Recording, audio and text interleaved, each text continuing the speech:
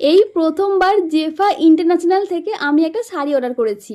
দুর্গাপুজো এখনও বেশ কয়েক মাস দেরি রয়েছে, তবে এখন থেকেই কিন্তু আমার পুজোর শপিং শুরু হয়ে গেছে। জেফা ইন্টারন্যাশনাল ফেসবুক পেজ আমি বহুদিন থেকেই ফলো করি, আর ওদের শাড়ির কালেকশনগুলোও আমার বেশ ভালো লাগে। এর আগে আমি অনেকবার ট্রাই করেছি ওদের কাছে শাড়ি কেনার, তবে কখনোই কিনতে পারিনি। যখন যেই শাড়িটা আমার পছন্দ হতো আর কেনার জন্য মেসেজ করতাম, তখনই শুনতে হতো যে শাড়িটা আউট অফ স্টক।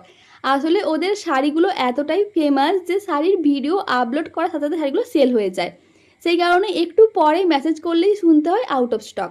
তবে সেই দিন এই শাড়ি ভিডিওটা দেখার সাথে সাথেই আমি ওদেরকে মেসেজ করি। তবে আমার একটা অন্য কালার পছন্দ হয়েছিল, কিন্তু দুর্ভাগ্যবশত সেই কালারটা আউট অফ স্টক হয়ে গিয়েছিল। তো ওনারা বললেন যে ওই কালারটা বাদ দিয়ে বাকি কালারগুলো অ্যাভেলেবেল রয়েছে। তাই বাকি কালারের মধ্যে থেকে আমি এই কালারটা চুজ করি। আমি নিয়েছিলাম এই ডার্ক গ্রিন কালারটা, এটাকে অনেকে আবার বাটল গ্রিন কালারও বলে থাকে। আর এই শাড়ির পাড়টা দেখো কতটা সুন্দর, এই পাড়টা দেখে কিন্তু শাড়িটা আমার এত পছন্দ হয়ে গিয়েছিল। তো এটা ছিল একটা মিনাকারি ওপেন বর্ডার সিল্ক, যদিও এই নামটা ওখানে লেখা ছিল আমার জানা নেই। এই শাড়িটা আমি কিনেছি পুজোয় পরার জন্য, তবে আমার মনে হয় না যে এটা আমি পুজো পর্যন্ত না পরে থাকতে পারবো বলে।